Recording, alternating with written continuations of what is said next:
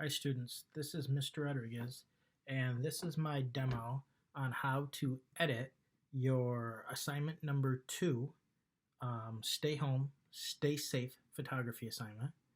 And this demo is specifically meant for students using the Photoshop full desktop app on their laptop or home computer. And I am already done in Lightroom, where I have looked at the images and imported them and called it down, and I've actually picked one specific image that I've brought into Photoshop. So here we are in Photoshop, and in Photoshop I want to show you a few things, some very specific things, like cropping, editing the light, editing a little bit of the color and white balance, the tone of the image, and things like that. So this image came off of my Sony mirrorless camera, and it was shot specifically like a silhouette. Like, I shot this thinking, hey, where have I been spending a lot of my time during this this stay-at-home requirement? And basically, this is my home office, right? And I have this nice little window light coming in behind me, and so I wanted to shoot it like a silhouette that has just a little bit of light kind of wrapping around into my beard, and I'm thinking that I'm going to have a little highlight coming in here towards the end here. We'll see if I can get that to happen. All right, so first things first, I want to get this immediately, get it to be a smart object. That's the first thing, and I've actually already done that.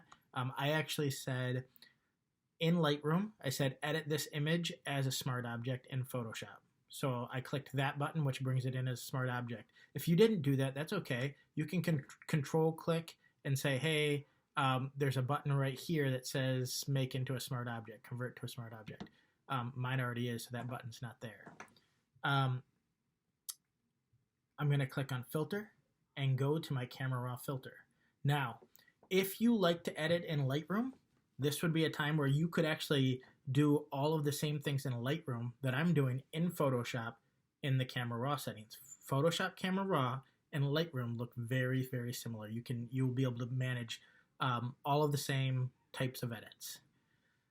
Okay, so I'm gonna start by pulling this. I'm gonna jump right over here. I know I need to sharpen this, and so I'm gonna sharpen this, and this is gonna depend on your camera. Mine, I've found that sharpening at about 30 is gonna do the job here. It's gonna do the trick. I'm gonna look right here and see what I can see. There I am there. So no sharpening. You can see it's a little soft on the edges there. If we bring it up, 20, 30. If I go really high, it gets a little bit crazy. Digital noise starts happening in there. So I might just drop it back down to, I have found that somewhere around 30 seems to be good for most of my images. So we're gonna go there. I'm gonna back out. Good. Okay. So that's the first step. I am gonna go into this highlights, lights, darks, and shadows. This is my my tonal curve, and so one thing that I noticed for sure is I think I want to bring the highlights up a little bit, and this is gonna be different for each picture here. So I'm looking at the highlights here, a little bit of the highlights here, and then in this window it's not gonna change much. And I'm gonna play with this a little bit and look. Okay, see, further I go here, look at that window gets blown out, my hand gets blown out. I don't want to lose the detail in my skin on my hand. If you look right there, yeah, and I think if we bring that down a little, we get a little bit more tone. I might try going there. Now, here's where things start getting tricky. I think I want to leave this, and I think I want it to be very shadowy and dramatic. So I think I'm going to bring that up, and I'm thinking I am going to do some cropping and some later dodging and burning. So So here's where we are here so far. Come across here. Now, in Photoshop, what we want to do is we want to take a look at the color temperature. And really what we're looking to do is basically white balance this. We want this to look like the light was correct. We can do an auto to start. And actually that auto, to me, this looks way too yellow here. This is supposed to be, this wall back here is a white wall, so I'm looking to make that white. If you notice, the auto made it a +8 onto the yellow. As shot, looks like my camera did a better job of getting the white balance than what the computer is saying. I think if I go this way, that's too blue, so I'm going to go right in here. Looks like that's a -2 towards the blue temperature a little bit. I'm going to hit the P button, the letter P. Gives you a chance to preview it and see what that looks like. This was before, and this was after. I think I like the after. I'm going to leave it right there. Gives it kind of a cooler feeling to it. Overall exposure, I'm going to leave for now. I'm going to jump all the way down to the bottom here. And what I do want to do is I want to bring in some clarity, which is my mid-tone contrast. And it's going to give the picture a little bit more pop, a little bit more edginess to it, okay? If you're worried about somebody's skin being soft enough, for example, like if I'm doing a senior portrait shoot or a wedding shoot or anything where I typically want my my subject to have nice, smooth skin, do not bring up the clarity on that. Because that clarity enhancement will actually show more contrast in those skin imperfections. So don't do that. Don't bring up the clarity. But here in this situation, it works just fine. Yeah, and I'm going to bring in a little dehaze. That's going to dehaze right in there somewhere. Yeah, I like it there. Okay, a little bit of vibrance, maybe a little saturation. That. It's looking good. I'm liking the way the tones are happening right here. And yeah, this is looking just how I was imagining. Okay. So here, I think I've got it the way I want it. I'm gonna, do I want to bring this exposure up just a hair? I'm looking at my sweatshirt right in this area here. And I kind of like the way that that's happening if I bring that exposure up. It is bringing the exposure up in my face a little bit, which might be okay. I'm going to go a half a stop up, which gives me some detail here, and then it's going to give me a little bit of something to work with here in a minute. Okay, so we're going to hit OK on that. I think my next step before I continue on to anything else is to do a crop. So I'm going to go right over here to the crop tool, and first thing I know is that I want this hashtag StayHomeStaySafe to go onto the web. It's going to go on, I'm going to work in Instagram, so I'm going to change from my 5x7 to a square crop. I want you to know that this is a ratio. This is not saying that this is a 1 inch by 1 inch. It's saying it's a 1 by 1 as far as ratio goes. So after I make this crop, I might still need to resize. We'll see. I like this crop right here. I want to see, I think the top of my head there. I don't necessarily need all this information back here. In my original plan, I was thinking that it was going to crop right in there, so that'll work nicely. Yeah, I think that looks, let's try it. Couple of things. Make sure this delete crop pixels is not selected because we don't want to lose anything there. So I think I like it the way it is. I'm going to go check mark, and I always have the ability to make a change on that crop if I want to. Yeah. I think I kind of like that. It's going to leave a little space down here for me. Just what I was thinking. All right. Next step. Okay, so I think I'm liking what I'm seeing.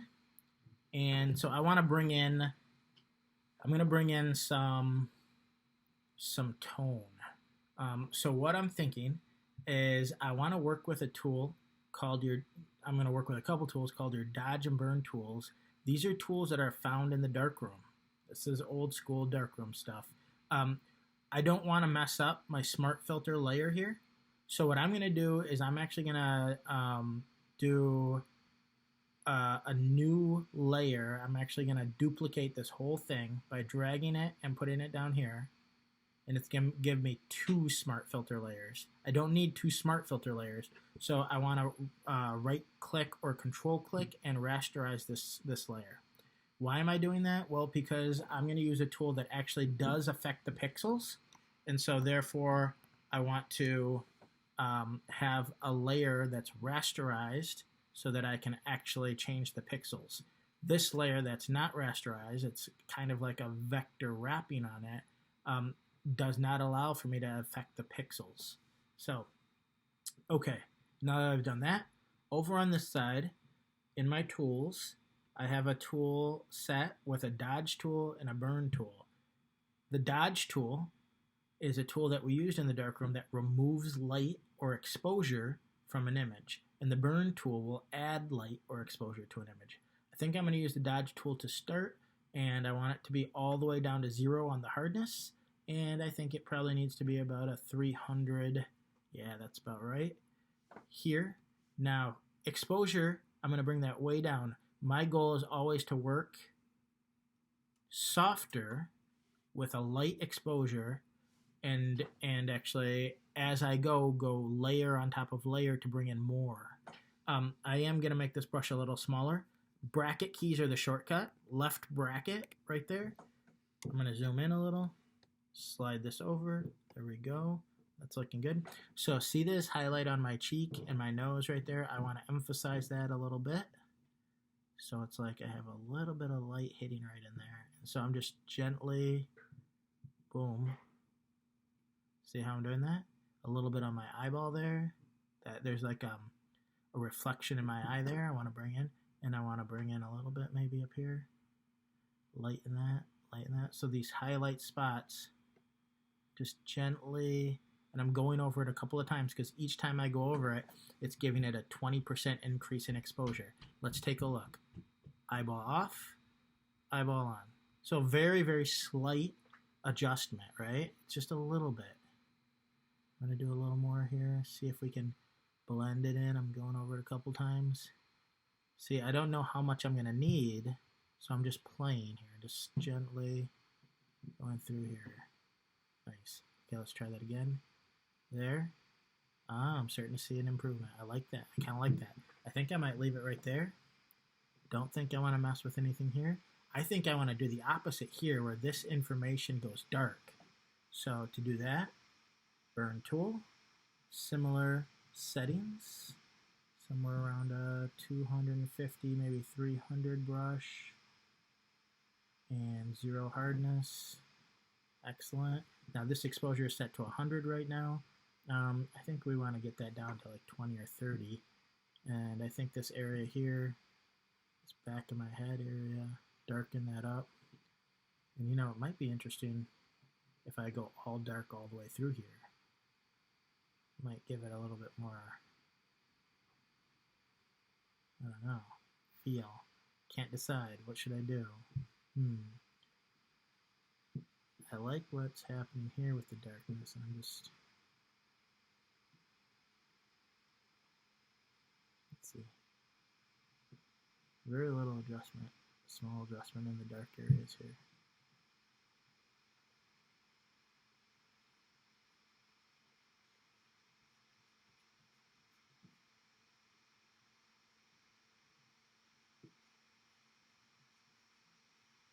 Okay, I think I'm gonna leave it like that. There we go. Okay, excellent. Bringing it back out. Let's check it out here. Look at that eye. My eye has a little pop to it. See that? The intensity of that. Notice the darkness here. Before, after. I think I might go a little more just to get rid of that highlight. I don't want to draw too much attention back here. Right? So I'm removing the attention from back here and bringing it to the front up here.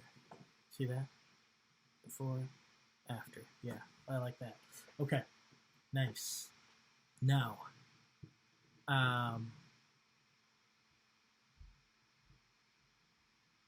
so far, I like what I'm seeing.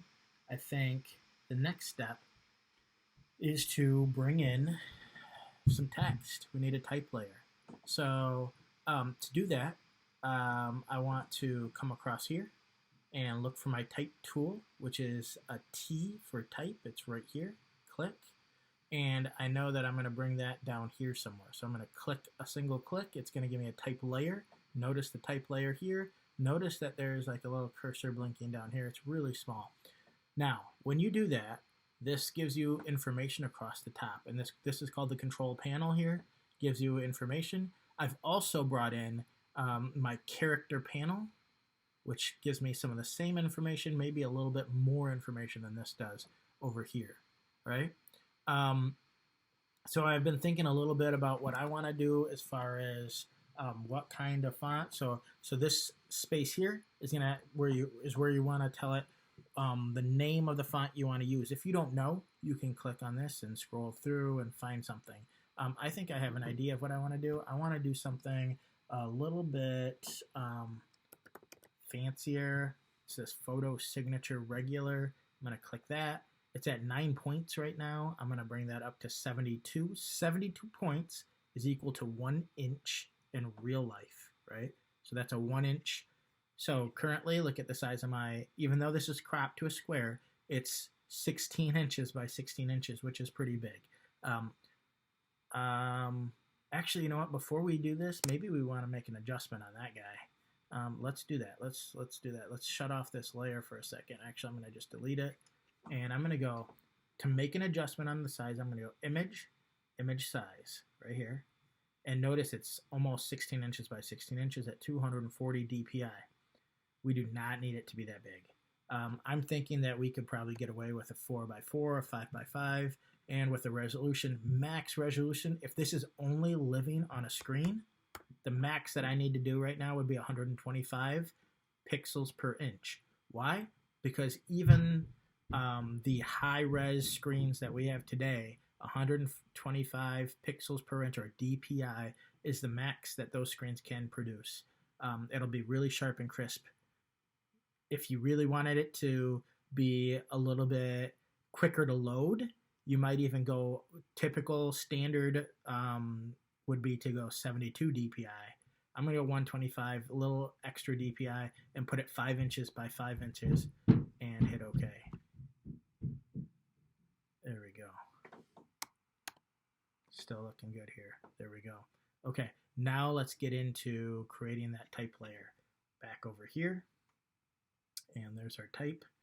And we're going to click here. And now look at when I do 72 DPI, that's an inch.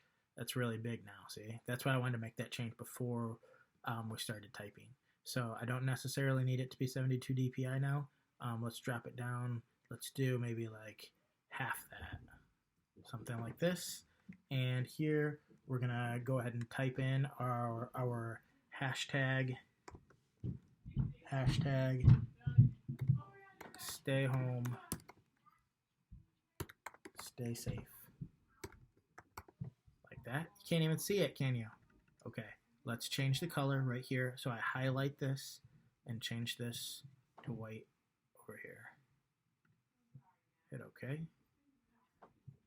And let's see how that looks. Okay, I think with this stay home, stay safe, you might want to go in. I think those S's look really cool, so hashtag stay home, stay safe. Maybe those H's too. What do you think? Like that. There we go. Slide that over. Okay. So now that kind of pops, in my opinion, that kind of pops and gives it this nice contrast, and yeah. Okay. To wrap up here, trying to figure out, I think it looks best right in there. Trying to center it on the page. I'm going to grab a ruler out here. So I'm looking at the 2.5 inch mark and kind of center that right on there like that. Yeah. Looks good. That looks great. Layers panel. Yeah. I like that. Okay. Let's see. All right.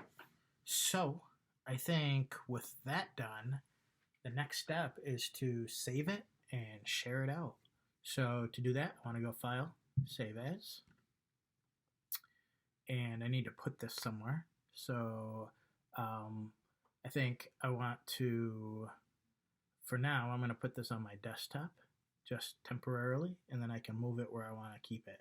I want to change this to, let's say, I'm going to call it Stay Home